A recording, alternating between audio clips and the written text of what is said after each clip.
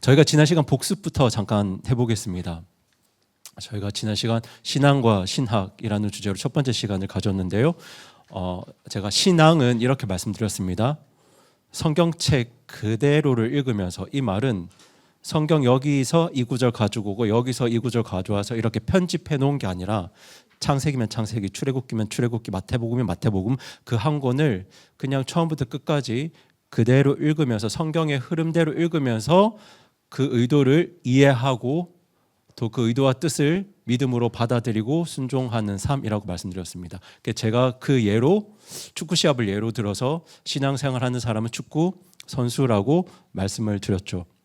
그러면서 신구약 성경의 큰 흐름에 대해서 말씀드렸습니다.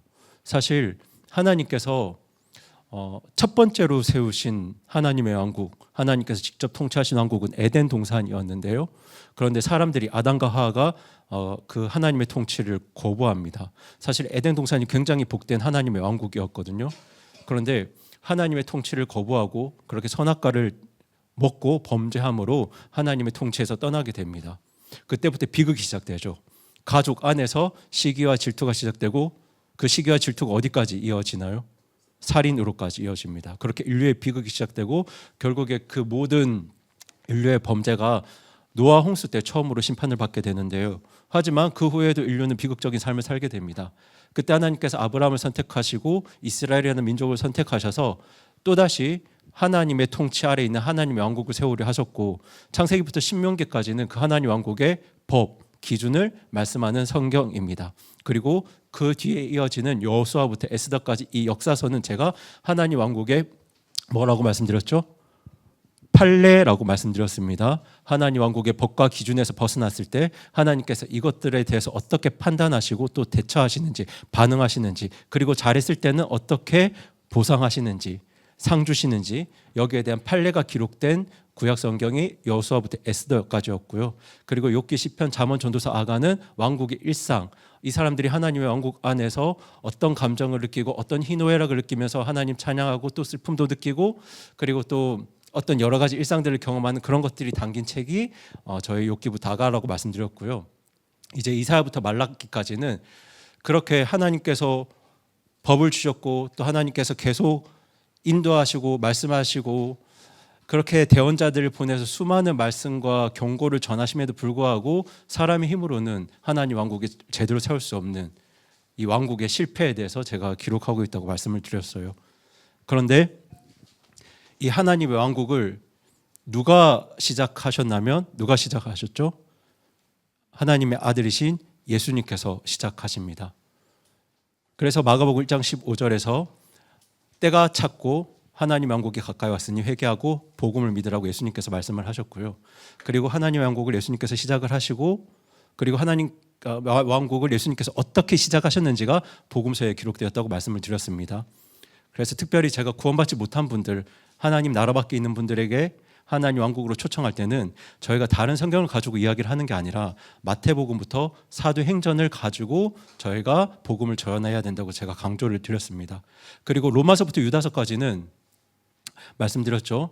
구원받지 않은 분들을 위해서 기록된 말씀이 아니라 구원받은 성도들과 교회를 위해서 기록된 말씀이 로마서부터 유다서까지라고 말씀드렸습니다. 그러니까 구원받은 성도들, 다른 말씀으로 드리면 하나님 왕국에 속한 성도들이 어떻게 죄로부터 벗어나서 예수님 닮아가고 하나님의 통치 안에서 복되게 살 수 있는지를 기록한 말씀이 바로 로마서부터 유다서까지라고 말씀드렸고, 이것은 하나님의 왕국, 특별히 예수님이 시작하신 하나님의 왕국이 어떻게 성장해 가는지에 대한 말씀드리라고 말씀드렸습니다. 그리고 이 과정에서 하나님 왕국을 성장하게 하시고 이를 위해서 우리를 돕는 분이 누구라고 말씀드렸나요? 성령 하나님이라고 말씀드렸습니다. 그리고 요한계시록은 하나님 왕국이 어떻게 완성되는가, 제가 앞으로 오늘 계속해서 강조해서 반복해서 말씀을 드리겠지만 하나님 왕국의 정말 핵심은 무엇이 없는 곳인가요? 죄가 없는 곳입니다. 그런데 이것은 단순히 죄가 없다, 사람들이 범죄하지 않는다는 차원이 아니라 죄가 없는 대신에 세상의 의가 아닌 하나님의 의가 충만한 것이고 하나님의 사랑이 충만한 곳이 하나님의 왕국인데요. 그 하나님의 왕국이 완성이 되려면 뭐가 없어져야 되나요? 죄가 없어져야 됩니다. 죄가 없어져야 돼요. 근데 그 인류의 인간의 모든 죄를 심판하시고 그리고 그 죄인들과 또 사탄 마귀를 영원한 형벌에 넣으시고 그렇게 해서 죄가 없는 하나님의 의가 충만한 그 완전한 하나님의 왕국을 이루시는 분이 아버지 하나님이시거든요. 요한계시록 20장에 기록된 아버지 하나님이십니다. 지금 이렇게 신구약 성경이 하나님 왕국을 중심으로 이렇게 메시지를 전하고 있고요. 이 모든 것들을 통틀어서 예수님께서 이렇게 말씀을 하셨습니다. 그리고 저희가 오늘 나눌 성경 세미나의 핵심이 바로 마가복음 1장 15절 말씀인데요. 같이 한번 읽어보겠습니다. 시작. 이르시되 때가 찼고 하나님의 왕국이 가까이 왔으니 너희는 회개하고 복음을 믿으라 하시더라. 네. 하나님 왕국은 진짜 하나님 왕국을 누가 시작하셨죠? 예수님께서 시작하셨습니다. 구약 성경을 보았을 때 사람들은 실패했어요. 사람들은 실패했습니다. 그래서 예수님께서는 계속 메시아를 예고하시고 또 예언하셨죠. 그 하나님의 왕국은 예수님께서 시작하셨고요. 회개하라가 뭐냐면 죄를 인정하라가 아니라 회개는 하나님 왕국에 들어가고픈 마음입니다. 하나님 왕국에 들어가고픈 마음은 죽어서 지옥이 아닌 천국에 가고 싶다는 마음이 아니라 하나님 왕국은 뭐가 없는 곳이라고 말씀드렸나요? 죄가 없는 곳이잖아요. 죄가 없는 곳에 들어가고 싶다. 그러니까 나도 죄가 없는 삶을 살고 싶다는 마음이고 동시에 하나님의 왕국의 왕은 누구라고 말씀드렸죠? 예수님이시잖아요. 그러니까 예수님을 왕으로 모시고 싶다는 말이고요. 이게 예수님의 통치를 받아들이고 싶다는 말이고 동시에 예수님의 통치를 받아들이고 싶다는 말은 누구를 따르고 싶다는 말인가요? 예수님을 따르고 싶다는 말입니다. 그러니까 회개는 간단하게 말하면 하나님 왕국에 들어가고 싶어요지만 사실 죄가 없는 삶을 살고 싶어요. 예수님 왕으로 모시고 싶어요. 예수님의 통치를 받고 싶어요. 그래서 예수님을 따르고 싶습니다. 사실 복음서를 보면 예수님 따르는 게 얼마나 힘든 일인지 너무나 생생하게 기록이 되어 있잖아요. 그래도 예수님을 따르고 싶습니다라는 간절한 마음과 소원을 가지는 게 바로 회개입니다. 그런데 복음을 믿어라. 이 복음은 뭐냐면 죄가 없는 하나님의 왕국에 우리 모두 다 들어갈 자격이 없거든요. 왜냐하면 그곳은 사람을 미워하는 것도 살인죄로 여기는 곳이니까요. 음욕을 품는 것도 간음죄로 여기는 곳이니까요. 원수도 사랑해야 되는 곳이니까요. 그러니까 우리 모두가 자격이 없지만 복음이 무엇이냐? 예수님께서 십자가에서 죽으시고 부활하심으로 우리에게 그 자격을 주셨고 그리고 예수님 믿는 사람에게 성령님을 보내주셔서 하나님 왕국을 살아갈 수 있는 능력을 주시고 마지막에 그 하나님 왕국을 누가 온전히 이루신다고 말씀드렸나요? 아버지 하나님께서 그 왕국을 온전히 이루신다고 말씀드렸죠. 이것이 바로 복음입니다. 이것이 바로 성경이 말하는 구원 신앙입니다. 구원 신앙인데 제가 지난번에 성경이 말하는 구원에 대한 신학에 대해서 말씀드렸죠. 신학은 성경의 흐름에 따라서 성경의 의도를 받아들이고 이해하고 순종하는 그런 믿음이 아니라 신학은요. 교리적인 논쟁을 해결하기 위해서 이단을 해결하기 위해서 성경 여러 구절을 이런 교리적인 목적을 가지고 편집 재구성해서 이 말은 성경 한 권을 처음부터 끝까지 쭉 읽어서 그 의도를 받아들이는 게 아니라 뭐 창세기에서 이 구절을 가지고 오고 마태복음에서 이 구절을 가지고 오고 고린도전서 이 구절을 가지고 오고 계시록에서 이 구절을 가지고 오고 그렇게 편집 재구성해서 체계적으로 정리한 학문적인 도구입니다. 그러니까 이거는 교리적인 문제나 이단을 해결하기 위해서 편집 재구성한 학문적인 논리적인 도구이지 사실 신앙은 아닙니다. 그래서 제가 신앙생활하는 사람은 축구 선수에 비유 드렸다면 신학자는 뭐에 비유했나요? 축구 해설자에 비유했죠. 특별히 이 구원론과 연관된 신학 중에 가장 첨예한 대립이 뭐냐면 하나님의 주권이 중요하냐 아니면 인간의 자유의지가 중요하냐 이것 가지고 굉장히 역사 속에서 붙어왔거든요. 그런데 사실 하나님의 주권, 하나님의 인도하심이 중요한가 아니면 인간의 자유의지, 인간의 믿음이 중요한가에 대한 신앙은 굉장히 쉽습니다. 저는 이걸 잘 보여주는 게 바로 아버지와 자녀의 관계라고 생각하는데요. 여러분 우리 부모님들 자녀 태어나기 전에 자녀를 위해서 준비하시나요? 안 하시나요? 준비하시죠. 자녀들의 교육 준비하십니까? 안 하시나요? 준비하시죠. 그렇죠? 자녀들이 그 부모님이 목표한 가치 있는 선한 의미 있는 삶을 살게 하도록 부모님이 자녀를 위해서 준비합니다. 예배합니다. 그런데 그 과정에서 우리 자녀들이 로봇처럼 아무 의지 없이 아무 뜻 없이 자기 아무런 선택 없이 그냥 로봇처럼 부모님을 따라서 사나요? 그렇지 않잖아요. 그리고 그 어떤 부모님들도 그걸 원치 않으시잖아요. 그렇죠? 자녀들이 자기 뜻과 자기 의지를 가지고 무언가를 선택하면서 깨닫고 경험하고 그러면서 더 성숙하기를 바라시잖아요. 그러니까 예정, 특별히 하나님의 준비하심은 구원받은 성도들입니다. 구원받은 성도들의 입장에서 나의 구원부터 나의 신앙의 성숙, 성화까지 이 모든 과정을 미리 아시고 예배하시고 준비해 주신 하나님을 고백할 때 그걸 예정이라고 하는 거고요. 그럼에도 불구하고 아버지 하나님은 우리에게 뭘 바라시냐면 우리 스스로 하나님 기뻐하는 뜻과 믿음을 선택하기를 바라시잖아요.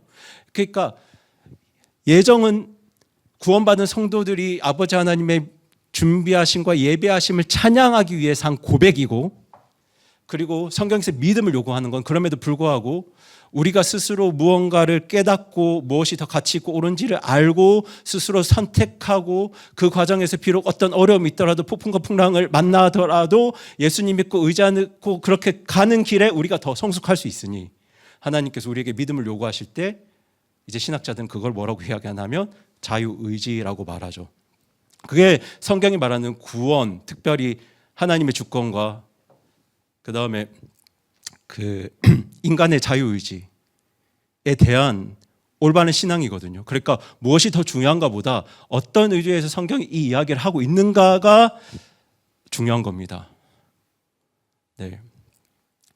그런데 이제 제가 지난 시간에 구원과 연관된 신학을 말씀드렸잖아요. 신학은 신앙을 위해서가 아니라 그릇된 교리나 왜곡된 이단 신학을 바로잡기 위해서 만들어진 논리적인 체계적인 도구라고 말씀드렸는데요. 칼빈주의, 하나님의 주권을 강조하는 칼빈주의가 왜 등장했느냐? 카톨릭 교회의 부패 때문에 그렇습니다. 과거 카톨릭 교회에서는 마치 어떤 구원이 어디에 달려 있는 것처럼 말했냐면 교황과 교회의 권위에 달려 있는 것처럼 강조했잖아요. 교황이 시키는 대로 하면 구원받는다. 그래서 면죄부를 사야 구원받는다. 십자군 전쟁에 참여해야 구원받는다. 쉽게 말하면 교회에 돈을 많이 내야 구원받는다. 다른 말로 하면 인간의 행위로 구원받는다. 이렇게 이야기를 했지 않습니까? 이 인간의 행위와 교황과 교회의 권위가 강조된 비성경적인 믿음을 바로잡기 위한 신학이 칼빈주의입니다. 그러니까 칼빈주의는 신학이지 신앙이 아닙니다. 그런데 이 칼빈주의가 신앙처럼 여겨지며 어떻게 변질되냐면 운명론으로 변질됩니다. 마치 구원받을 사람 안 받을 사람이 다 정해져 있는 것처럼. 그럼 문제가 생기겠습니까? 안 생기겠습니까? 생기겠죠. 아무도 복음을 안 전합니다. 아무도 믿으려 하지 않습니다. 왜냐하면 내가 믿으려 하지 않아도 내가 구원받기로 정해져 있으면 나는 구원받을 테고, 내가 아무리 노력을 해도 내가 구원받기로 예정되어 있지 않으면 나는 구원받지 못할 테니 저 교회가 신앙이 엉망이 되는 거죠. 그러니까 이걸 바로 잡기 위해서 또 등장한 신학이 알마니안주의입니다. 알마니안주의는 인간의 의지를 굉장히 강조하죠. 그런데 제가 알마니안주의는 이단이 되었다고 말씀드렸죠. 왜냐하면 한번 구원받았는데 사람이 믿음을 잃어버리면 알마니안이 어떻게 주장했나요? 구원을 잃어버릴 수 있다, 취소될 수 있다, 이렇게 주장했기 때문에 이단이 되었습니다. 하지만 정말 칼빈주의가 마치 운명론처럼 변질된 상황에서 인간의 의지를 강조했던 알마니안 신학은 제가 의미가 있다고 말씀을 드렸습니다. 그렇게 또 칼빈주의가 굉장히 교회에 심각한 문제를 가져왔습니다. 교회 부패와 성도들의 타락을 가져왔죠. 왜냐하면 구원받을 사람 안 받을 사람 정해져 있다고 하면 누가 제대로 하나님 말씀에 순종하고 하나님 뜻을 손해보면서 따르려고 하겠습니까? 안 하겠죠. 이미 다 운명론처럼 정해져 있는데 그렇게 받아들여지니까. 그러니까 존 웨슬리가 이야기한 건 구원받은 사람들은 반드시 성령 하나님의 역사를 통해서 삶이 변한다. 그게 뭔가요? 성결주의입니다. 그러니까 구원받은 후 변화된 사람, 성화를 강조하게 되죠. 근데 이것도 분명히 뭐라고 말씀드렸냐면 제가 신학이라고 말씀드렸습니다. 그런데 보시는 것처럼 구원론에 대해서 굉장히 어지러웠잖아요. 혼란스러웠잖아요. 그리고 특별히 이제 산업화, 도시화, 현대화되면서 사람들이 진리에 대해서 관심이 사라지고 굉장히 바빠지기 시작했거든요. 그런 상황에서 칼빈주의에서 거치지 않고 알마니안주의, 성결주의 이렇게 대립되는 어떤 이슈들을 다 빼버리고 복음을 심플하게 굉장히 효과적으로 간단하게 전하기 위해서 이렇게 등장한 그 신학이 제가 뭐라고 말씀드렸죠? 사형리라고 말씀드렸습니다. 보통 서양리가 첫 번째 요한복음 3장 16절 말씀으로 하나님은 당신을 사랑하십니다로 시작이 되죠. 두 번째는 모든 사람이 죄인입니다. 로마서 말씀 가지고 오죠. 그리고 세 번째가 우리 죄를 대신해서 예수님께서 십자가 위에서 죽으시고 부활하셨습니다. 또 로마서와 히브리서 말씀을 가지고 오겠죠. 마지막에 예수님을 영접하면, 회개하고 예수님을 영접하면 구원받습니다. 하나님의 자녀가 됩니다. 이 네 가지 원리인데요. 그런데 사실 이것도 보시면 성경 한 권을 처음부터 끝까지 쭉 이야기하는 게 아니라 뭐 했나요? 성경 구절을 여기저기에서 가지고 와서 편지 재구성했잖아요. 그러니까 이것도 제가 신앙이라기보다 신학이라고 말씀드렸습니다. 그러니까 이런 신학은 어떤 교리적인 왜곡을 바로잡기 위한 도구일 뿐 신학 자체가 신앙이 아닙니다. 여러분, 신앙의 본질은 죄가 없는 하나님의 의가 충만한 하나님 왕국에 대한 간절한 소망을 가지는 것. 이걸 위해서 나를 위해서 죽으시고 부활하신 예수님의 통치를 받아들이는 것. 그렇게 예수님 따르는 삶을 받아들이는 것. 그렇게 회개하고 예수님 받아들일 때 내 안에 누가 오시나요? 성령님이 그때 오시죠. 그 거룩하신 성령님을 의지하며 살아가는 것. 그렇게 성령님 의지해서 죄와 미움과 분노와 용서하지 못함 악한 마음에서 점점 벗어나는 것. 그렇게 예수님 따르는 삶을 실제로 경험하는 것이 바로 신앙입니다. 그것이 성경이 말하는 신앙입니다. 그리고 그런 삶이 하나님 왕국 안에서의 삶입니다.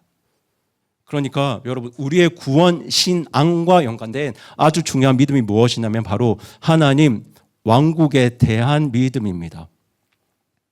여러분, 소위 많은 종교라고 하는 세상 많은 종교들이 나만 잘 되면 된다는 개인 구원에 집중하거든요. 사실 불교도 개인의 해탈에 집중하죠. 그런데 성경이 말하는 구원은요, 혼자만 잘 살고 해탈하는 게 아니라 어떤 좋은 나라의 백성이 되는 거예요. 제가 이제 다음 지금이 10월이죠 아직. 그렇죠. 저희가 11월에 금요 전도 집회를 할 때는 제가 영상 하나를 보여드릴 건데 그 옛날 드라마입니다. 육룡이 나르샤라고 있습니다. 그게 고려 말에 이성계 장군이 이제 조선을 건국하는 과정을 그린 드라마인데요. 거기서 이성계 장군이 이제 조선을 건국하기 전에 고려의 부패를 보고 이렇게 이야기합니다. 내가 그렇게 노력을 했는데, 그렇게 애썼는데 아직 나라가 이 꼴이라고, 얼마나 희생하고 얼마나 수고해야 이 나라가 좋아지냐고 이런 말을 합니다. 그러니까 사실 우리가 행복하게 살려면 사는 나라가 좋아야 되는데요. 인간이 죄인이라서 그런지 시간이 지나면 지날수록 모든 나라가 살기 힘들어지잖아요. 그런 이야기를 하는데, 여러분, 성경이 말하는 구원은요, 나 혼자 잘 사는 게 아니고 좋은 나라에, 정말 좋은 나라의 백성이 되는 겁니다. 정말 좋은 나라, 좋은 공동체에 속하게 되는 것이 성경이 말하는 구원이에요. 이제 그 나라를 성경은 죄와 악함이 없는 나라, 사탄이 영향력을 미치지 못하는 나라. 근데 죄만 없을 뿐만 아니라 하나님의 사랑이 충만한 나라. 그 하나님의 사랑, 예수님의 사랑은 예수님께서 십자가에 죽으실 때 자기를 조롱하고 침뱉는 사람까지도 용서하고 사랑하셨던 그 사랑이 충만한 나라. 그리고 세상의 의와 기준이 아니라, 오름이 아니라 하나님의 의와 오름이 기준이 된 나라. 거기에 들어가는 것이 바로 성경이 말하는 구원입니다. 때문에 구원은 단지 죄에 대한 벌점 치우는 게 아니라요, 정말 예수님께서 왕이 되어서 다스리셔서 그 어떤 죄도 악함도 고통도 슬픔도 없는 행복한 나라에 속하게 되는 것이 바로 성경이 말하는 구원입니다. 그러니까 여러분, 구원이 뭔지 정확하게 알려면 그 구원을 위해서 하나님께서 예비하셨던 하나님의 나라, 하나님의 왕국이 어떤 곳인지를 여러분들이 정확하게 아셔야 됩니다. 만약에 혹시나 죽어서 지옥에 가지 않고 그냥 그저 천국에 간다는 막연한 샤머니즘적인 신앙을 가지고 있다면, 그렇게 하나님 왕국을 정확하게 알지는 못하는 분들은 사실 진짜 회개를 하지 않았을 가능성이 굉장히 큽니다. 회개는 죄가 없는 하나님 왕국에 들어가길 간절히 소망하는 마음이에요. 죄를 인정하고 고백하는 게 아닙니다. 후회하는 게 아니에요. 죄를 슬퍼하는 게 아닙니다. 죄가 없는 하나님 왕국에 들어가기를 간절히 소망하는 마음이고요. 이 말은 동시에 나의 삶이, 나의 삶도, 나의 마음도 뭐로부터 벗어나길 원한다는 마음인가요? 죄로부터 벗어나기를 간절히 원한다는 마음이에요.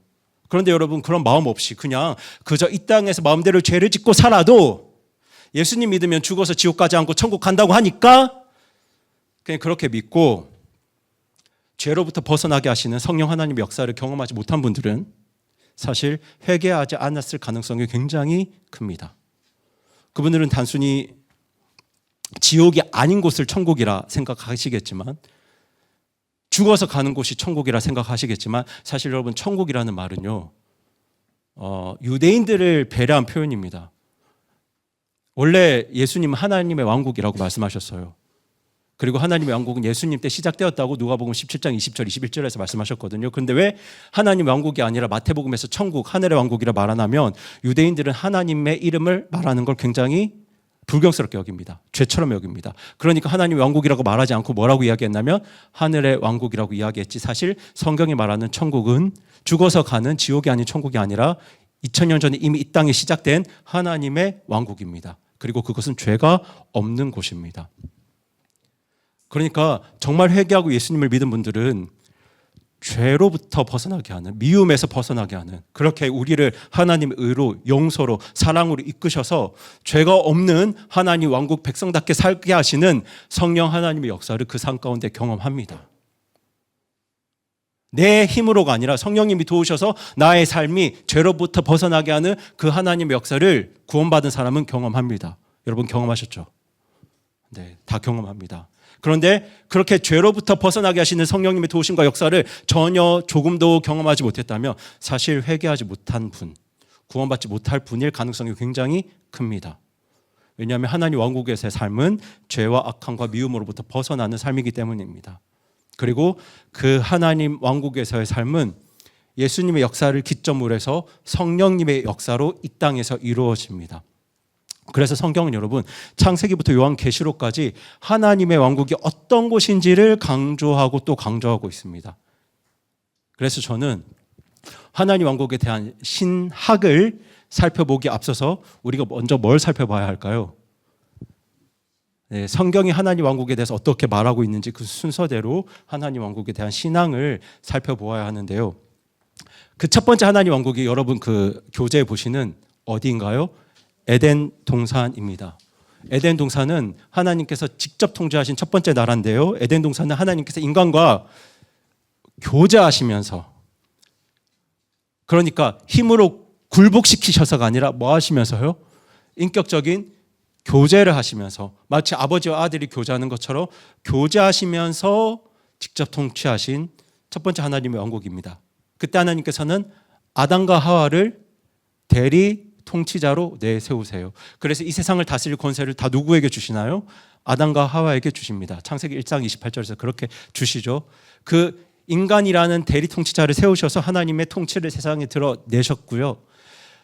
그 에덴 동산의 왕은 누구실까요? 그러니까 하나님이셨죠.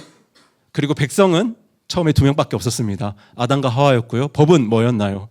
선악과 금지, 이거 하나뿐이었습니다.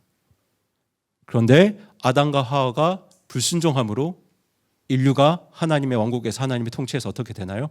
벗어나게 됩니다. 그래서 어디에서 쫓겨나게 되나요? 에덴 동산에서 쫓겨나게 되죠. 그때부터 무엇이 세상에 인류 가운데 들어옵니까? 죄가 들어옵니다. 그러면서 가족끼리 서로 미워하다가 죽입니다. 형이 동생을 죽이게 되죠. 그때부터 이제 인류의 비극이 시작이 됩니다. 그렇게 시간이 흘러 하나님께서 누구를 선택하시냐면 창세기 12장 1절에서 아브라함을 선택하십니다. 그리고 아브라함에게 언약을 주세요.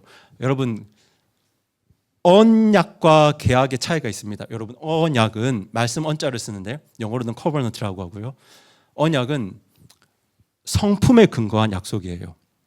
계약은 조건에 근거한 약속이고요. 언약은 성품에 근거한 약속입니다. 그러니까 여러분, 결혼은 계약일까요? 언약일까요? 네, 언약입니다. 왜냐하면 아무리 두 사람의 조건이 좋아도 두 사람의 성품이 엉망이면 그 결혼이 어떻게 되겠습니까? 약속이 깨지거든요. 근데 뭔가 부족해도 두 사람의 성품이 너무 좋고, 특별히 그 두 사람이 예수 그리스도를 닮아간다면 조건이 나빠도 그 언약이, 그 약속이 어떻게 될까요? 끝까지 유지가 되겠죠. 그러니까 결혼은 언약입니다. 성품에 근거한 약속이죠. 그러니까 하나님께서 자신의 성품에 근거하셔서 아브라함과 언약을 세우십니다. 그 언약이 창세기 12장 2절 3절 말씀인데요. 내가 너로부터, 이 너가 누구겠습니까? 보이시죠? 내가 너로부터 해. 너는 아브라함으로부터 뭘 만드신다고요? 큰 민족을 만드시고 내 안에서, 너의 안에서가 누구 안에서인가요? 아브라함 안에서 땅의 모든 가족들이 말 것이다. 복을 받을 것이다. 결국 이 말씀은 훗날 아브라함의 후손으로 오실 예수님을 통해서 모든 민족들이 복을 받을 거라는 예언인데요. 이 아브라함에게 주신 언약이 하나님 왕국의 기초가 됩니다. 기초가 되는데 특별히 아브라함의 후손인 다윗과 하나님께서 하나님 왕국에 대해서 또 다른 언약을 맺으시죠. 그 언약이 사무엘하 7장 15절 16절에 기록되어 있습니다. 저희 붉은색 글씨만 한번 읽어보겠습니다. 사무엘하 7장 15절 16절. 네, 잘 보이시죠? 네, 읽어보겠습니다. 시작. 내 왕국이 내 앞에서 영원히 굳게 서고 내 왕자가 영원히 굳게 서리라. 여기서 너는 누굽니까? 누구죠? 다윗이죠. 그러니까 다윗의 왕국이 뭐 할 거라는 이야기인가요? 영원할 거라는 이야기입니다. 그런데 여러분 여기서 말하는 다윗의 왕국이 사실 누가 세우시는 왕국인가요? 예수님이 훗날 세우실 하나님의 왕국이죠. 그러니까 다윗의 후손으로 오실 예수님께서 훗날 세우실 하나님의 왕국은 영원할 거라는 계약이 아니라 언약입니다. 신실하시고 사랑 많으신 의로우신 하나님의 성품에 근거한 언약이죠. 그런데 여러분 사실 예수님께서 하나님 왕국을 세우시기 전에도 아브라함의 언약, 다윗의 언약을 주실 때 세워졌던 이스라엘이 정말 좋은 나라였어요. 불완전했지만 예수님이 오시지 않아서 불완전했지만 그래도 진짜 좋은 나라였어요. 왜냐하면 그 당시에 이스라엘을 제외하고 신분에 상관없이 모든 백성이 일주일에 하루 쉬는 나라가 없었습니다. 없었어요. 없었겠죠. 다른 나라들은 다 그 노비들 뭐 하고 있었을까요? 일주일에 하루 쉴 수 있었을까요? 못 쉽니다. 여러분 이스라엘은 그 아기 출산하면 그 산모들도 거의 뭐 한두 달 쉴 수 있었어요. 그리고 한번 생각해 보세요. 모든 백성이 태어날 때부터 만 14살까지 10계명을 비롯한 모세오경을 암송해야 되는 나라가 이스라엘입니다. 여러분 그 모세오경의 핵심 내용이 뭔가요? 하나님 사랑합시다. 그리고 또 이웃 사랑합시다. 그러니까 매주 한 번씩 모여가지고 하나님 사랑, 이웃 사랑을 배우고 강조하는 나라가 이스라엘이었습니다. 여러분 좋은 나라인가요? 안 좋은 나라인가요? 좋은 나라였습니다. 아브라함과 다윗의 나라도 진짜 좋은 나라였어요. 그런데 여러분 진짜 하나님께서 좋은 나라를 주셨는데 그 이스라엘 유다 백성들이 하나님의 통치를 정말 믿음으로 순종하며 받아들입니까? 거절합니까? 거절하죠. 거절합니다. 그래서 왕국이 실패합니다. 하나님의 통치를 거부합니다. 그래서 북이스라엘은 나중에 이스라엘이 두 나라로 갈라지지 않습니까? 근데 북이스라엘은 아수르에 멸망하고 남유다는 바벨론에 망하게 됩니다. 열왕기하 25장 21절 말씀은 남유다가 바벨론에 망하는 장면이 기록된 말씀인데요. 여러분 그 이스라엘 왕국의 실패는 결국 사람의 능력으로는 사람의 힘으로는 하나님의 왕국이 세워질 수 없다는 걸 잘 보여주는 말씀이에요. 그렇게 유다 백성들이 어느 나라의 포로로 끌려가게 되나요? 바벨론의 포로로 끌려가게 되거든요. 그런데 그때 이제 정말 많은 유다 백성들이 이스라엘 백성들이 소망을 잃게 됩니다. 왜냐하면 그 당시에 나라가 져서 포로로 끌려가게 되면은 그 당시 사회에서는 우리나라의 신이 저 적국의 신보다 힘이 없어서 우리가 졌다고 여겼거든요. 그러니까 완전히 소망을 잃게 되죠. 그런데 그때 이제 포로 시대에 하나님께서 다니엘을 통해서 영원한 왕국에 대한 계시를 주십니다. 이 포로기의 어둠 속에서요. 근데 이제 여러분 이제 성경을 펴서 다니엘 2장을 한번 펴주시기 바랍니다. 2장 31절을 한번 펴주세요. 제가 보고 있는 성경은 1068페이지에 있는데 여러분들이 2장 31절, 32절, 33절, 34절, 35절을 봐주시기 바랍니다. 이 말씀은 사실 금신상 환상에 대한 말씀이죠. 느부갓네살이 이제 금신상 환상에 대한 꿈을 꾸고 이제 다니엘이 이걸 해석하게 되는데 여러분 31절을 보시면 오 왕이여 왕께서 보셨는데 큰 형상을 왕께서 보셨습니다라고 이야기하고 있고 32절 보시면 이 형상의 머리는 뭘로 되어 있습니까? 정금, 가슴과 두 팔은 은, 배와 넙죽다리는 놋, 그리고 두 다리는 쇠로, 그리고 두 발은 새와 진흙으로 되어 있는데요. 여러분 이 다니엘서 전체를 보시면 이 머리는 바벨론을 뜻합니다. 제가 이제 다른 성경으로 보여드리겠습니다. 그리고 가슴과 두 팔은 메데페르시아를 뜻하고요. 왜냐하면 바벨론을 무너뜨린 나라가 메데페르시아고, 그리고 그 배는 헬라, 그리스, 알렉산더가 그 세웠던 그 헬라 제국을 뜻하고, 두 넓적다리는 로마 제국을 뜻합니다. 그런데 왜 로마 제국이 두 넓적다리냐면 처음에 로마 제국이 하나로 시작되었지만 나중에 어떻게 되나요? 동로마, 소로마 두 제국으로 갈라지게 되잖아요. 그리고 그 두 발은 사실 10발가락이 있는데 이 두 발에 얼마는 뭘로 만들어져 있습니까? 쇠로, 그러니까 강한 나라라는 뜻이고, 얼마는 진흙으로. 사실 이건 10개 나라가 아니고 로마 제국 이후에 정말 여러 개로 이렇게 나누어진 세계 열방들을 말하는데요. 그런데 34절을 보시면요, 왕께서 보셨는데 마침내 아무도 손대지 아니하였으나 잘려나온 돌. 사람이 손이 안 탄 돌입니다. 손이 안 탄 돌이 그 형상을 쳐서 산산조각 내고 그 돌이 큰 산이 되어 온 땅을 채운다고 35절에 기록되어 있습니다. 근데 이 사람의 손 타지 않는 돌이 뭘 이야기하냐면 예수님을 이야기를 하죠. 그러니까 이 다니엘 32장 말씀이 복잡한 것 같은데 사실 복잡한 말씀이 아니고 다니엘에게 이걸 보여주신 거예요. 앞으로 많은 강한 나라가 등장하고 사라질 거다 라는 걸 이야기하시는 거예요. 바벨론도 사라질 거고, 메데페르시아도 사라질 거고, 그토록 강해 보였던 알렉산더의 헬라 제국도 사라질 거고, 로마 제국도 사라질 거고, 그 뒤에 있을 열방도 다 사라질 거고, 마지막에 사람의 손이 타지 않은 그 돌 하나가 와서 그 모든 것을 다 쳐서 부수고 큰 산이 되어 온 땅을 채울 것이다. 이게 누가 세우실?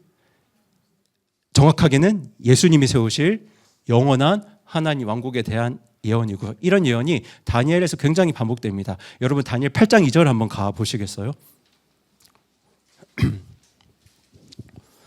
다니엘 8장 2절도 비슷한 이야기를 하고 있는데요. 8장 2절 시작을 보시면 내가 환상 속에서 보았다라고 말씀하고 있죠. 그리고 3절을 보시면 내가 눈을 들어보니 보라 강 앞에 뭐가 있나? 두 뿔 가진 무엇이 있나요? 수장. 수장은 뿔이 몇 개 있습니까? 두 뿔이 있습니다. 그런데 5절을 보세요. 그런데 수점소 한 마리가 나오죠. 그렇죠? 수점소 한 마리가 나오고 5절 끝을 보시면 수점소 두 눈 사이에 뭐가 있나요? 두드러진 뿔 몇 개죠? 이거는 한 개입니다. 그렇죠? 두드러진 뿔 한 개가 나오는데 8절을 보시면 그 수점소가 심히 크게 되더니 그가 강성할 때에 그 큰 뿔이 뭐 한다고 되어 있습니까? 꺾이죠. 그리고 몇 개의 두드러진 뿔이 나온다고 되어 있죠? 4개의 두드러진 뿔이 나온다고 되어 있습니다. 그리고 이게 뭐에 대한 이야기인지 다니엘서 8장 안에서 해석하고 있습니다. 여러분 20절을 보시면 8장 20절을 보시면 두 뿔 가진 수장은 어떤 왕들이라고 이야기하나요? 메데와 페르시아. 메데 페르시아 두 제국이 왕이니까 뿔이 몇 개인가요? 2개죠. 그리고 수점소는 누구라고 되어 있죠? 그리스의 왕. 큰 뿔은 몇 번째 왕이요? 첫 번째 왕. 여러분 헬라 그리스의 첫 번째 왕이 누군가요? 아시죠? 그 20살에 거의 20살 나이에 세계를 제패했던 알렉산더입니다. 그렇죠? 그런데 그 큰 뿔이 꺾이고 나니까 22절을 보시면 그것 대신에 몇 개가 일어나나요? 4개가 일어나죠. 알렉산더 사후에 헬라 그리스 제국이 몇 개 나라로 분열되나요? 4개 나라로 분열됩니다. 그런데 이게 다니엘서 8장이 바벨론이 있을 때 예언된 책이거든요. 그러니까 메데 페르시아가 바벨론을 정복하기 전에 그리고 헬라가 강성하기 전에 예언된 책이에요. 다만 이렇게 예언할 수 있었던 것은 다니엘 당시에도 저 변방에 메데와 페르시아라는 나라가 아주 작은 나라가 약하게 있었고 저 서쪽 끝에 무슨 나라도 있었을까요? 그리스라는 나라도 있었어요. 다만 사람들은 바벨론이 강성했던 그 시대에 메데 페르시아가 바벨론을 정복할지도 몰랐고 그 뒤에 저 서방의 작은 나라, 정말 작은 나라, 그 그리스 헬라라는 나라가 그 지중해 연안을 다 제패할지도 몰랐죠. 그런데 이게 다니엘 시대에 주어졌습니다. 그러니까 지금 다니엘서에 바벨론은 메데 페르시아에 망하고 메데 페르시아는 헬라의 그리스에 망할 거라는 예언이 기록되어 있으니까 제가 앞선 다니엘 2장의 그 금신상도 바벨론, 메데 페르시아, 헬라, 그 뒤에 로마로 이어질 그런 예언이라고 제가 말씀을 드렸는데요. 보시는 것처럼 다니엘 2장과 8장이 이야기하고 있는 건 지금 남유다 백성들이 바벨론 포로 생활하고 있잖아요. 세계 강대국의 정복 땅에서 포로 생활하고 있을 때 하나님이 결국 이 강대국들 다 뭐 할 거라고 이야기하시는 거죠? 네, 다 망할 거라고 이야기하시는 거예요. 다 망할 거고 사람의 손타지 아니한 돌, 메시아를 통해서 정말 영원한 온 세상을 덮을 영원한 왕국이 세워질 거라는 걸 지금 보여주시고 있는 거죠. 그러니까 내용이 복잡해 보이지만 내용이 그렇게 복잡하지 않은 이야기입니다. 그리고 그때에 대해서 다니엘서 9장에 기록되어 있거든요. 여러분 다니엘서 9장 24절 한번 가보세요. 24절을 가보시면 그 주께서 너의 백성과 너의 거룩한 도시에 몇 일회를 정하셨다고 되어 있나요? 이제 70일회를 정하셨다고 되어 있습니다. 여러분 이 일회는 그 7이라는 단위입니다. 그러니까 1일에는 7이고 2일에는 14고 3일에는 20일. 그렇게 9구단 7단을 하시면 됩니다. 70일에는 그러면 숫자가 몇일까요? 490이겠죠? 하나님께서 내 백성과 내 거룩한 도시에 490이라는 숫자를 정하셨대요. 근데 이게 490이 뭐 시간인지 일인지 뭐 달인지 년인지 몰랐습니다. 일단 490을 정하셨는데 그 490이라는 숫자가 지나고 나면 범법이 그치고 죄들이 끝나고 불법에 대해서 화해를 이루고 영존하는 의가 온다고 합니다. 490이라는 숫자가 지나면. 그런데 25절을 보세요. 그러므로 알고 깨달을지니라 예루살렘을 회복하고 건축하라는 명령이 나가는 때로부터 통치자 메시아가 올 때까지 몇 일회와 몇 일회가 있을 것이며 라고 되어 있나요? 7일회와 62일회가 있을 것이며 라고 되어 있습니다. 여러분 7일회는 49라는 숫자입니다. 7 곱하기 7이니까 62일회는 좀 복잡할 수도 있겠지만 434라는 숫자입니다. 7 곱하기 62니까요. 그러니까 예루살렘을 회복하고 건축하라는 명령이 나가는 때로부터 그때가 언제냐면 안 찾으셔도 되겠지만 에스라 1장 1절부터 4절까지 말씀을 보시면 바벨론을 정복했던 페르시아 왕이 예루살렘을 건축하라는 회복시키라는 명령을 내립니다. 그리고 이때부터 유대력으로 계산해 보면 이 7일의 안에 예루살렘 성벽과 그 성전과 도시들이 회복이 됩니다. 그리고 7일회가 지나고 또 몇 일회가 지나야 되나요? 62일회가 지나면 그러니까 총 69일회가 지나는 거죠. 69일회가 지나면 26절을 보세요. 그 62일회 뒤에 누가 끊어진다고 되어 있죠? 메시아가 끊어질 테이나. 그런데 그건 누구를 위한 것이 아니라고 되어 있습니까? 자기 자신을 위한 것은 아니라고 되어 있습니다. 여러분 메시아가 끊어질 텐데 자기 자신을 위한 것은 아니다. 이게 지금 뭘 이야기하는 걸까요? 예수님의 십자가 죽음을 이야기하는 거겠죠. 메시아가 끊어지는데 누구를 위해서 죽진 않으셨죠? 자기 자신을 위해서 죽지 않으셨습니다. 저와 여러분을 위해서 죽으셨죠. 그리고 여러분 27절을 보시면 그가라고 시작됩니다. 그가는 누구일까요? 그 메시아가.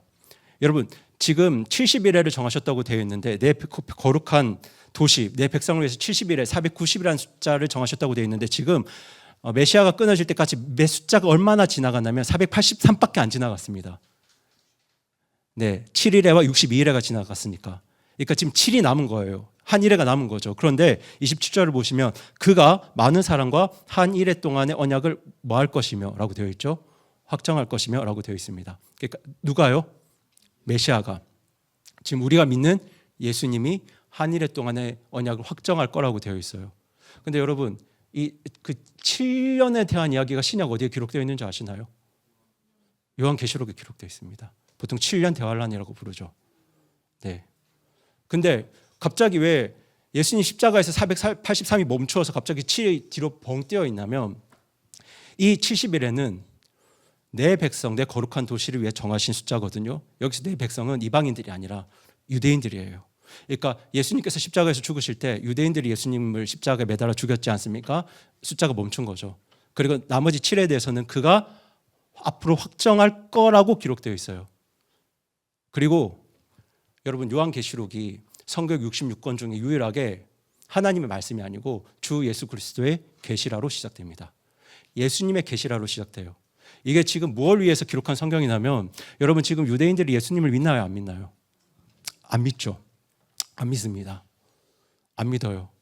그런데 제가 믿는 성경의 순서에 따라서 성경의 의도에 따라서 성경을 보면 구원받은 성도들과 교회는 예수님이 공중에 오실 때 하늘로 들려 올라가거든요. 그때부터 이 땅에 우리가 경험하지 않는 7년 대환란이 시작이 됩니다. 지금 우리가 그 요한계시록 기록된 은유들을 보면 그게 도대체 뭘 이야기하는지 짐작은 할 수 있지만 정확하게는 알 수는 없어요. 근데 그거는 그때를 경험해 보면 정확하게 압니다. 여러분, 이사야에 기록된 그 죄 없이 끌려가서 죽임을 당하신 어린 양이 누구에 대한 이야기인가요? 예수님에 대한 이야기죠. 그게 페르시아 왕 키루스에 대한 이야기가 아니죠. 근데 이사야 말씀이 예수님에 대한 이야기라는 건 지나 보니까 아는 거예요. 마찬가지로 요한계시록 그 7년에 대한 이야기도 그때 들어가 보면 알까요, 모를까요? 알겠죠. 근데 지금 예수님을 거절하는 유대인들은 거기 들어갈까요, 안 들어갈까요? 들어가겠죠. 왜냐하면 지금 예수님 믿지 않으니까. 근데 이 사람들이 그 7년 대환 안에 들어가서 계시록에 일어나는 일들을 봅니다. 근데 계시록과 지금 일어나고 있는 일이 막 맞아떨어집니다. 그럼 그때 누구를 믿게 될까요? 예, 뭘 보고요? 요한계시록을 보고. 왜냐하면 요한계시록 1장 1절이 어떻게 시작되니까요. 주 예수 그리스도의 계시라. 아버지 하나님의 계시라가 아니에요. 아버지 하나님의 계시라로 시작되어 있으면 유대인들이 누구를 안 믿을까요? 예수님 안 믿겠죠. 근데 주 예수 그리스도의 계시라고 되어 있기 때문에 계시록을 보면서 예수님을 믿을 수밖에 없는 거예요.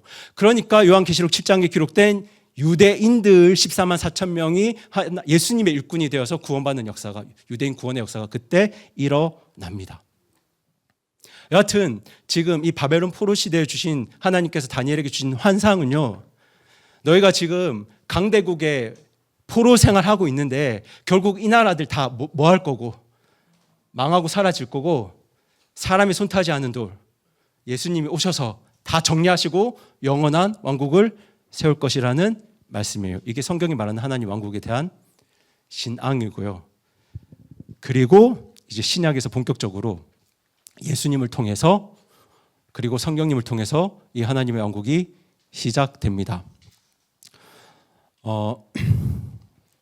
여러분, 제가 계속해서 말씀드리지만 천국은 죽어서 가는 곳이 아니라 2000년 전에 예수님께서 이미 시작하셨습니다. 그래서 지금 보시는 것처럼 누가복음 17장 20절 21절을 보시면 이때 바리새인들이 예수님께 묻거든요. 당신의 왕국, 하나님 왕국이 어떻게 오겠습니까? 라고 물었을 때 예수님께서 어떻게 대답하시냐면, 저희 같이 한번 읽어보겠습니다. 시작. 하나님 왕국은 볼 수 있게 오지 아니하며 또 그들이 이르기를 여기를 보라 혹은 저기를 보라 하지도 못하리니 보라 하나님 왕국은 너희 안에 있느니라 하시니라. 이게 이미 2000년 전에 말씀을 하셨죠. 그러니까 하나님의 왕국은 2000년 전 예수님의 초림과 성령님의 강림을 통해서 이 땅에 이미 실제적으로 시작되었습니다. 그리고 구원받은 성도는 지금 하나님 왕국의 백성으로 지금 살아가고 있고요. 그런데 하나님 왕국이 완성되려면 거기서 뭐가 사라져야 하나요? 죄가 완전히 사라져야 하잖아요. 그때가 언제냐면 이제 요한계시록 20장에서 아버지 하나님께서 이 세상의 모든 죄를 심판하시고 정리하시고 죄인들을 형벌에 보내시고 이쯤에 아버지 하나님의 심판 전에 이 땅에 천년 왕국이 세워지고요. 이 천년 왕국은 예수님이 오신 후에 예수님이 이 지구의 왕이 되신 하나님 왕국을 천년 왕국이라고 합니다. 천년 왕국이 끝나면 요한계시록 20장을 순서대로 보시면 돼요. 천년 왕국이 끝나면 아버지 하나님의 심판이 있습니다. 그 심판 후에 죄가 완전히 어떻게 될까요? 사라지겠죠. 그리고 요한계시록 21장 1절을 보시면 처음 하늘과 처음 땅이 다 사라진대요. 그러니까 창세기 1장 1절에서 창조하신 그 처음 하늘과 처음 땅이 다 사라지고 새 하늘 새 땅이 시작되는데 거기는 완전히 뭐가 없는 곳일까요? 죄가 없는 곳이죠. 그렇게 하나님의 왕국이 완성이 됩니다. 제가 어떻게든 10시 전에 끝내기 위해서 빨리 하고 있는데요. 이게 성경이 말하는 하나님 왕국에 대한 신앙입니다. 신앙인데 지금부터는 제가 이제 뭘 말씀드릴까요? 신학에 대해서 말씀드릴 거거든요. 신학은 간단합니다, 여러분. 사실 신학 논쟁의 핵심이 뭐냐면 이 천년 왕국 새하늘 새 땅에 누가 들어갈 수 있는가, 그러니까 하나님 왕국에 누가 들어갈 수 있는가가 이 신학 논쟁의 핵심인데요. 그 처음에 등장했던 신학이 뭐냐면 언약주의입니다. 언약주의. 자, 언약은 제가 뭐에 근거한 약속이라고 말씀드렸죠? 성품에 근거한 약속이라고 말씀을 드렸는데, 여러분 그 구약 시대까지만 해도 하나님 왕국에는 누구만 들어갈 수 있다고 사람들이 생각했을까요? 이스라엘 백성들만 들어갈 수 있다고 생각했습니다. 아브라함, 다윗의 후손들만 들어갈 수 있다고, 속할 수 있다고 생각했는데요. 이 하나님의 왕국이 아담, 노아, 아브라함, 다윗을 통해서 조금씩 보여주다가 여기에 대한 말씀을 누가 정확하게 하셨냐면 예수님께서 정확하게 하셨고요. 예수님이 세우신 교회를 통해서 유대인뿐만 아니라 어떤 사람들도 구원받기 시작하나요? 이방인들도 구원받기 시작하죠. 그래서 언약주의는 뭐냐면 유대인만 하나님 왕국에 들어갈 수 있는 게 아니라 이방인들도 다른 민족들도 하나님 왕국에 들어갈 수 있다는 그 믿음을 주장하기 위해서 정리해 놓은 신학이 언약주의인데요. 이 언약주의가 이제 종교개혁기 때 정리되었다가 이게 나중에 조금 후에 보실 대체신학으로 이어집니다. 조금 슬픈 이야기지만 근데 여하튼 언약주의 자체는 그러니까 이방인들도 하나님 왕국에 들어갈 수 있다는 믿음은 성경적인가요? 비성경적인가요? 성경적이죠. 그러니까 이거는 긍정적인 역할을 한 겁니다. 그리고 여기에 대해서 제가 이제 성경을 몇 구절 이제 좀 살펴보기로 원하는데 저희가 조금 전에 창세기 12장 2절 3절을 보았습니다. 하나님께서 아브라함을 통해서 큰 민족을 이루시고 누구 안에서 땅의 모든 가족들이 복을 받을 거라고 되어 있었나요? 아브라함 안에서 땅의 모든 민족들이 복을 받을 거라고 말씀을 하셨죠. 그 말인즉슨 아브라함 안에 있어야 하나님의 왕국에 뭐 할 수 있다는 이야기인가요? 들어갈 수 있다는 이야기죠. 그러니까 구약까지만 해도 사람들이 다 어떤 사람들만 구원받을 수 있다고 생각했을까요? 이스라엘 유대인들만 구원받을 수 있다고 생각했겠죠. 그런데 이게 이제 어디에서 정리가 되냐면 갈라디아서에서 정리가 되는데요. 저희 갈라디아서 3장 7절 한번 펴주시기 바랍니다. 갈라디아서는 갈라디아 교회에 쓰여진 성경인데요. 이 갈라디아 교회에는 유대인 성도들도 있었지만 대부분이 이방인 성도들이었습니다. 7절을 보시면 3장 7절을 보시면 신약 285페이지에 있는데요. 제가 보는 성경은 그러므로 너희는 갈라디아 교회 성도들입니다. 믿음에 속한 자들 바로 그들이 믿음에 속해 있으면 그들이 누구의 자손인 줄 알라고 하시죠? 아브라함의 조수인 줄 알라. 8절에서 더 정확하게 말씀하십니다. 또 하나님께서 믿음을 통해 이교도들은 이방인들을 말합니다. 믿음을 통해 이방인들을 뭐하다 하시나요? 의롭다고 하시죠. 이것은 아브라함에게 미리 복음을 선포하여 이르신 것처럼 너의 안에서 아브라함 안에서 모든 민족이 복을 받으리라 하였으니 그런즉 이와 같이 9절 보시면 믿음에 속한 자들은 유대인뿐만 아니라 누구도 이방인도 믿음에 속해 있으면 믿음이 충만한 누구와 함께 복을 받는다고 되어 있나요? 아브라함과 함께 복을 받는다고 되어 있습니다. 이 말이 즉슨 이방인들도 뭐가 있으면 믿음이 있으면 예수님에 대한 믿음이 있으면 어디에 들어갈 수 있다는 말인가요? 그렇죠. 아브라함 안에서 하나님의 왕국에 들어갈 수 있다는 말이 됩니다. 그리고 이게 어디서 이루어지냐면요. 저 요한계시록 7장을 펴주시기 바랍니다. 신약성경 381페이지에 있는데요.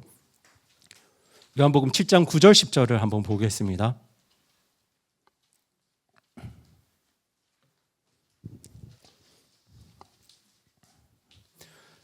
네, 7장 9절 10절입니다. 제가 보는 성경은 381페이지에 있는데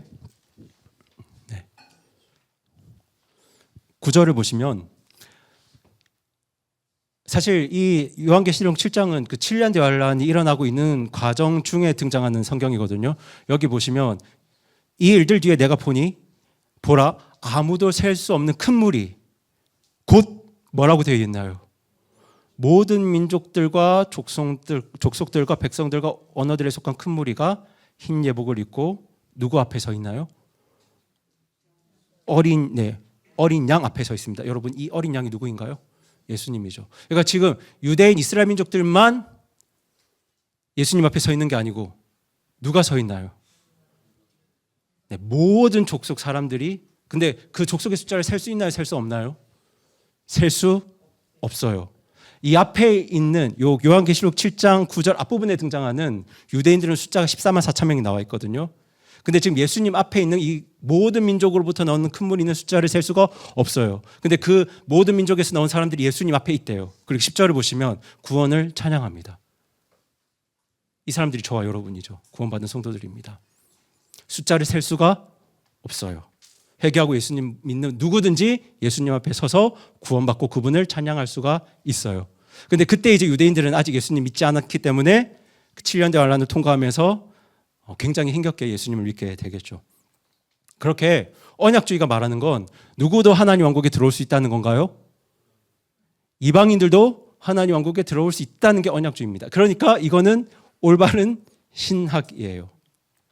핵심 사상은 신약의 모든 성도는 믿음을 통해 창세기 12장에 기록된 아브라함의 언약에 속할 수 있다.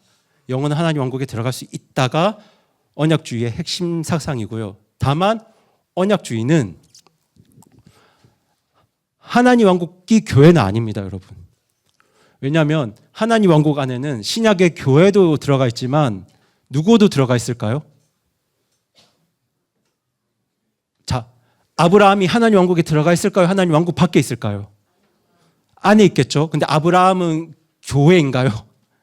아니죠. 다윗과 그 백성들은 교회인가요? 아니죠. 그러니까 신약의 교회는 하나님 왕국 안에 들어가 있는 어떤 사람들, 공동체들이지 신약의 교회 자체가 뭐는 아닌가요? 하나님 왕국은 아닙니다. 그러니까 신약의 교회를 덮고 있는 훨씬 더 큰 나라가 하나님의 왕국이죠. 이게 언약주의의 핵심 사상입니다. 그렇게 그 의인은 성경 전체를 하나님 왕국에 대한 구속 이야기로 통합적 관점을 제시했고, 그런데 이 한계 부정적 요소가 뭐냐면 이스라엘의 실제 회복을 약화시키는 대체 신학이 기초가 됩니다. 그러니까 언약주의는 제가 조금 후에도 보여드리겠지만 언약주의는 하나님 왕국 안에 누가 들어올 수 있다는 거죠? 이방인들이 들어올 수 있다는 건데, 이 다음에 살펴볼 대체 신학은 뭐냐면요, 이방인들이 들어오고 나서 이 하나님 왕국 안에서 누구를 쫓아내냐면 이스라엘 백성들을 쫓아냅니다.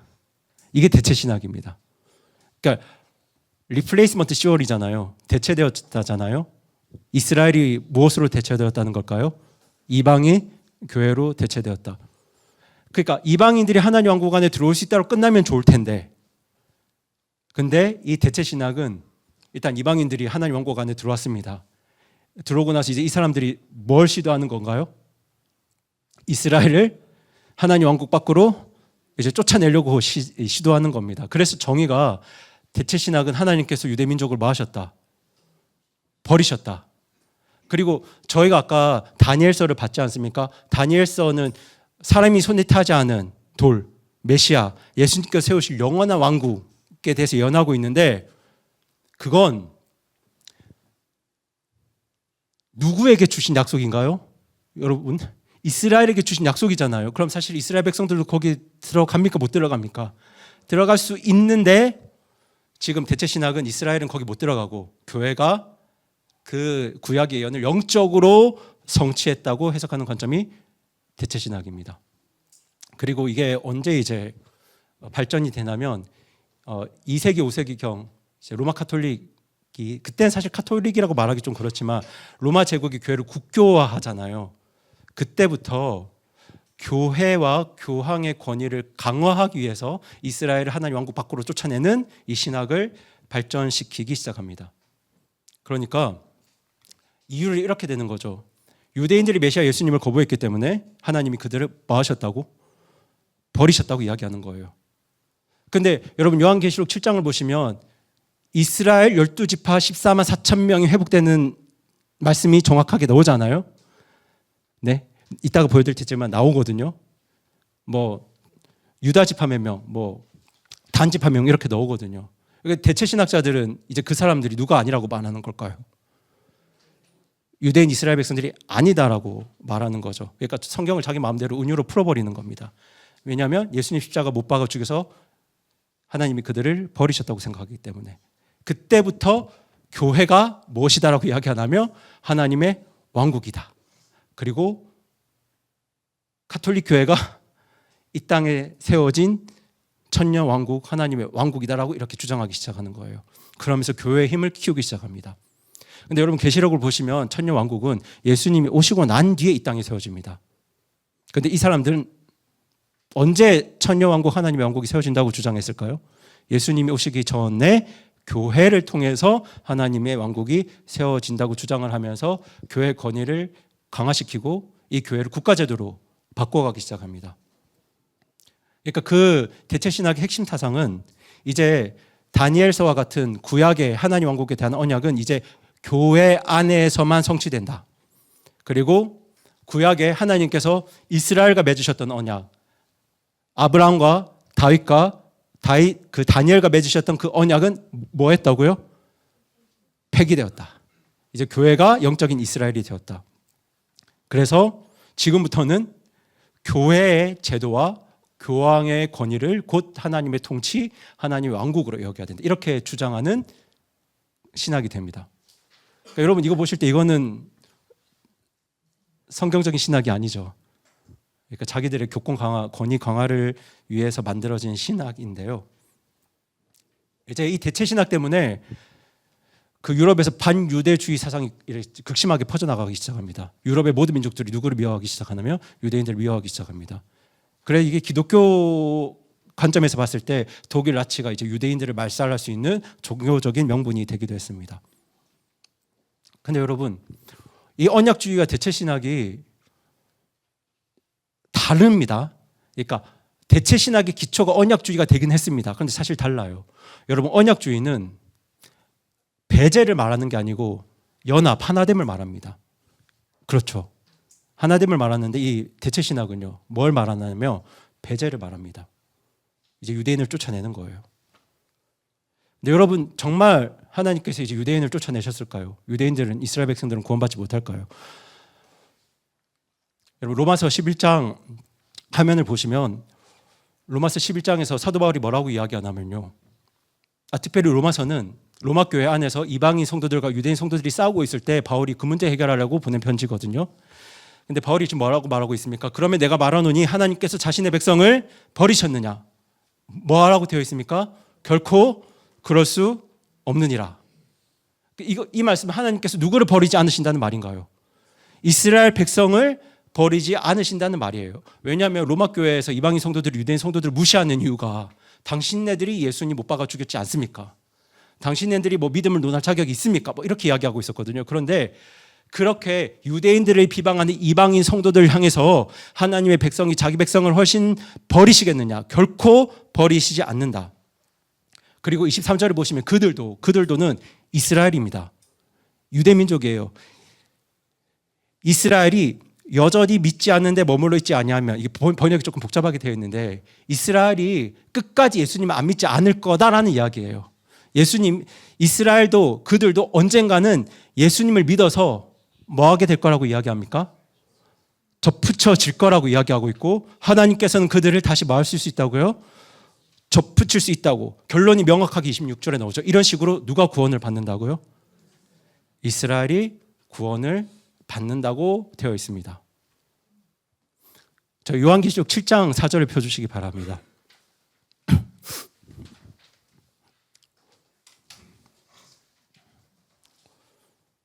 네, 저 요한계시록 7장 4절은 같이 한번 읽어보겠습니다. 시작. 또 내가 봉인된 자들의 수에 대하여 들었는데 이스라엘 자손의 모든 지파에서 봉인된 자들이 14만 4천 명이더라. 여러분 이 14만 4천 명은 이방인일까요? 네, 화이팅. 네, 우리 이방인일까요? 유대인, 이스라엘일까요? 이스라엘입니다. 네, 14만 4천 명은 이방인들이 아니에요. 이스라엘입니다. 대체 신학자들은 이걸 자기들 마음대로 풀어서 누구라고 이야기할까요? 뭐 이방인들이라고 이야기하겠죠. 이스라엘이 아니라고 이야기하겠죠. 왜냐하면 이스라엘이라고 이야기를 하면 대체 신학이 말이 됩니까? 안 됩니까? 말이 안 되죠. 근데 여러분 성경은 분명히 이스라엘이 접붙여진다고, 온 이스라엘이 다시 구원을 받게 될 거라고 이야기하고 있고, 이게 어디에서 이루어지냐면 요한계시록 7장에서 7년 대환란 시간 그 중간에 예수 그리스도께서 계시하신 요한계시록, 네, 다니엘 9장에 기록된 그 한 일에 대한 언약을 확정하신 그분께서 말씀하신 그 말씀을 통해서 누가 구원받게 됩니까? 이스라엘이 구원받게 됩니다. 그러니까 대체 신학은 성경적인 신학이 아닙니다. 그럼 이게 문제가 있습니까? 없습니까? 대체 신학이 문제가 있죠. 그러니까 이 문제를 바로잡기 위해서 새로운 신학이 등장합니다. 그 신학이 바로 세대주의 신학입니다. 이 세대주의 신학은 이제 이스라엘과 교회를 구분된 두 백성으로 보는데, 이 이유가 하나님께서 이스라엘 백성에 대한 약속과 구원은 그대로 이루어질 거고, 그리고 또 이방인 신약 교회에 대한 어떤 약속과 그 언약도 그대로 이루어질 거다. 이게 이스라엘에 대한 하나님의 섭리, 그리고 신약 교회에 대한 하나님의 섭리, 그 어떤 역사가 정확하게 따로따로 있다. 그래서 예수님의 재림 이후에 문자적인 천년 왕국, 그러니까 예수님께서 직접 오셔서 예수님이 왕이 되셔서 이 땅 위에서 천년 동안 다스리시는 그 천년 왕국이 성취될 것을 가르치는 신학, 이걸 위해서 성경 구절 여기저기를 가지고 와가지고 체계적으로 정리해서 대체 신학은 틀렸습니다. 이스라엘은 회복이 될 겁니다. 요한계시록 7장의 그 14만 4천 명은 이방인들이 아니라 이스라엘 민족들입니다 라고 말하는 신학이 세대주의고요. 이 세대주의가 이제 19세기 중엽에 뭐 진화론도 등장하고 계몽주의, 자유주의 신학 이런 것들 등장하면서 성경의 권위를 막 무너뜨릴 때 미국을 중심으로 근본주의 운동이 일어났거든요. 성경이 말하는 바를 그대로 성경의 의도대로 뜻대로 믿어야 된다. 근본주의 운동이 일어났는데 이 근본주의 운동 속에서 어떤 분들이 이렇게 체계화시켜서 주장한 신학이 바로 세대주의입니다. 그러니까 핵심 사상은 하나님의 경륜이 시대마다 다르게 전개가 되고, 그러니까 구약의 이스라엘은 이스라엘대로, 그리고 신약의 교회는 신약의 교회대로 하나님의 어떤 경륜과 역사의 섭리가 있고, 그리고 이스라엘과 교회는 서로 다른 부르심과 약속을 가진 두 백성이고, 그 천년왕국은 예수님이 오시기 전에 교회를 통해서 세워지는 게 아니라 예수님의 재림 이후에 예수님이 직접 오셔서 우리 눈에 보이는 그 사람의 모습으로 오셔서 그분이 왕이 되셔서 이 땅 위에서 다스리는 천년왕국이 성취가 될 것이고, 그렇게 천년왕국은 지금이 아니라 예수님 오신 미래에 일어날 것이다가 바로 세대주의입니다. 그러니까 여기까지는 괜찮습니다. 여기까지는 성경적인 신학이고 어떻게 보면 대체 신학의 그 오류와 왜곡을 바로잡은 신학인데요. 근데 이제 여기서 이 세대주의 신학이 강조되다 보니까 이 신학을 그냥 대체 신학을 바로잡기 위한 신학으로 보면 좋을 텐데 이것도 신앙처럼 강조되다 보니까 이 세대주의 안에서 좀 어떤 일들이 벌어지기 시작했냐면은 하나님의 왕국을 미래에 있을 천년 왕국에 대한 이야기로만 보는 경향이 시작됐습니다. 그러면 좀 문제가 있죠. 네, 여러분 마태복음 5장을 한번 펴주시기 바랍니다. 신약성경, 제가 보는 신약성경 6페이지에 있는데요. 마태복음 5장 3절을 보시면, 자, 영이 가난한 자들은 복이 있나니 하늘의 왕국이 그들의 것이기 때문이요 라고 시작이 되는데요. 이 하늘의 왕국이 제가 뭐라고 말씀드렸죠? 하나님의 왕국이고, 사실 예수님은 누가복음 17장 20절 21절에서 하늘의 왕국이 시작되었다고 말씀하셨거든요. 그리고 그 하늘의 왕국, 하나님의 왕국이 어떤 곳이냐면 22절을 한번 봐주시기 바랍니다. 22절을 보시면 나는 너희에게 이르노니 누구든지 까닭 없이 자기 형제에게 화를 내는 자는 심판의 위험에 처하게 될 것이고, 자기 형제에게 라가야라고 말하는 자, 욕하는 자는 공회의 위험에, 너 어리석은 자야 말하는 자는 지옥불의 위험에, 그리고 그녀에게 음욕을 품는 자는 그녀와 간음하였다. 그러니까 미워하는 것도 살인죄로, 음욕을 품는 것도 간음죄로 여기는 게 하늘의 왕국, 하나님의 왕국이고, 41절을 보시면 저희가 보는 성경은 오리 십리가 아니라 1마일 2마일로 기록되어 있는데, 누구든지 너에게 억지로 1마일 가자 하면 그와 함께 2마일 가고, 42절 보시면 내게 구하는 자에게 주고 내게 꾸려고 하는 자를 외면하지 말고, 44절은 같이 한번 읽어보겠습니다. 시작. 나는 너희에게 이르노니 너희 원수들을 사랑하고 너희를 저주하는 자들을 축복하며 너희를 미워하는 자들에게 선을 행하고 악의를 품고 너희를 다루며 너희를 핍박하는 자들을 위해 기도하라. 여러분, 이렇게 사는 것이 어디냐면 하나님의 왕국이고 하늘의 왕국이에요. 근데 이 세대주의 신학이 마치 신앙처럼 간주되면서 이 말씀은 지금 이 땅에서 우리가 이루어야 될 말씀이 아니라 나중에 어디에 가면, 천년 왕국에 가면 이루어야 될 말씀처럼 여기는 경향이 이 안에서 강해졌습니다. 그래서 소위 말해서 죽어서 가는 천국, 그리고 예수님 오신 이후에 완전한 천년 왕국과 새하늘 새 땅만 강조했지, 이미 이 땅에서 시작된 그렇게 성령님의 역사와 도우심을 통해서 마태복음 5장의 삶을 이루어가는 이 하나님의 왕국을 강조하는 걸 소홀히 하기 시작했습니다. 그래서 세대주의의 정말 긍정적인 바람직했던 역할이 있죠. 왜냐하면 이 대체 신학의 오류를 바로 잡았거든요. 바로 잡았는데 이게 마치 신앙처럼 되면서 마태복음 5장에서 7장까지 하나님 왕국에 대한 말씀을 마치 미래의 천년왕국과 새하늘 새 땅에 대한 이야기처럼 한정하는 경향이 생겨서 이 땅에서 하나님의 통치와 성령님 안에서의 하나님 왕국의 실제 그 거룩함의 역사를 약화시키는 경향이 생겨나기 시작했습니다. 이게 지금 신학의 흐름입니다. 지금 이 신학의 흐름들이 이해가 되시죠? 정리를 해드리면 보이시나요? 언약주의는 이방인과 신약교회를 어디에 들어놓습니까? 하나님의 왕국에 들어놓습니다. 이 성경적입니다. 갈라디아에서 말씀하고 있는 것들이죠. 그런데 이 카톨릭 시대를 중심으로 생긴 대체 신학이 하나님의 왕국에서 누구를 내쫓습니까? 네, 이스라엘을 내쫓습니다. 내쫓아요. 여러분 사실 이것 때문에 신천지가 생긴 거예요. 맞죠? 여러분 요한계시록 7장에 대한 말씀이 이스라엘에 대한 말씀이면 신천지가 활기칠 수 없어요. 근데 이 대체 신학이 사실 신천지의 기원인 겁니다. 이방인들이라고 말하니까 이 자기들이 그걸 끌어올 수 있는 거죠. 근데 세대주의 신학이 이 오류를 바로잡습니다. 다시 이스라엘을 어디에 집어넣나요? 하나님 왕국에 집어넣습니다. 요한계시록 7장의 말씀을 다시 이스라엘에 대한 말씀으로 복권을 시키는 거죠. 여기까지가 하나님 왕국에 대한 신학 이야기입니다. 우리 학생들이 참 걱정이네요. 지금 듣고 있는지 따라하고 있는지. 하여튼 저 중학교 1학년이거든요. 대단한 겁니다. 지금 1시간 동안 이 이야기를 듣고 있는 건 대단한 건데요. 하여튼 이제 결론입니다. 곧 끝납니다. 그러니까 여러분 그 신학은 문제 해결을 위한 진짜 도구예요. 도구.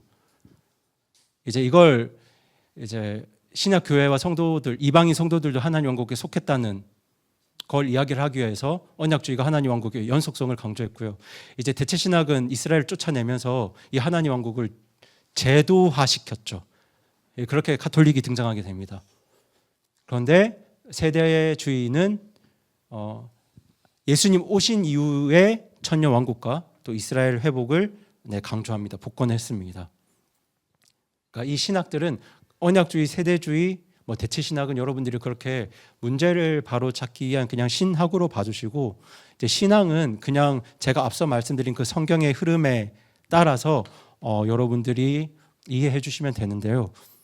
성경이 말하는 하나님 왕국은 아시죠? 오직 예수님에 대한 믿음과 성령님의 역사를 통해서 하나님의 의와 연합과 하나됨과 기쁨을 이루게 하고요. 이게 중요합니다. 하나님 왕국은 예수 그리스도를 믿는 성도 안에 지금 언제 임하고 있다고요? 네, 지금 임하고 있고, 이게 언제 완전해지냐면 예수님의 재림 이후에 완전해집니다. 그래서 제가 이제 교재 제일 마지막에 마가복음 1장 15절 말씀을 남겨두었는데요. 저희 같이 한번 읽어보겠습니다. 시작. 이르시되 때가 찼고 하나님의 왕국이 가까이 왔으니 너희는 회개하고 복음을 믿으라 하시더라. 자, 여러분 이제 때가 찼고가 좀 보이시면 좋겠어요. 때가 찼고가 뭐냐면 이 하나님 왕국에 대한 언약을 처음에 창세기 12장에서 누구에게 주셨나요? 아브라함에게 주셨죠. 또 누구에게 주셨죠? 다윗에게도 주셨죠. 또 누구에게도 주셨나요? 다니엘에게도 주셨죠. 근데 이제 때가 찼습니다. 그래서 누가 오셨나요?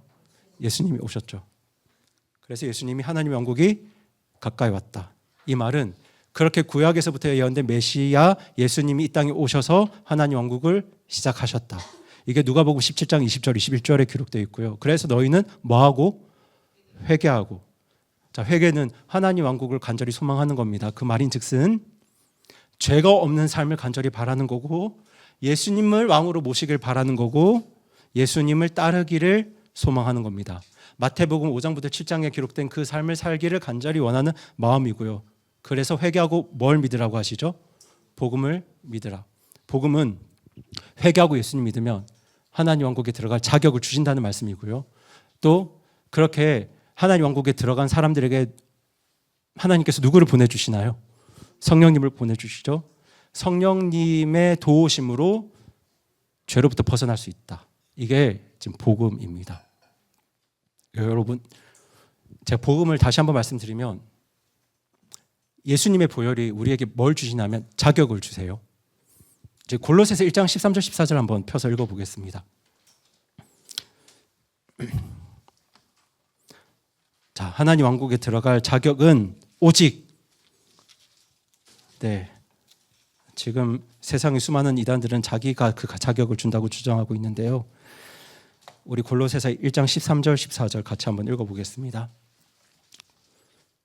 네, 시작.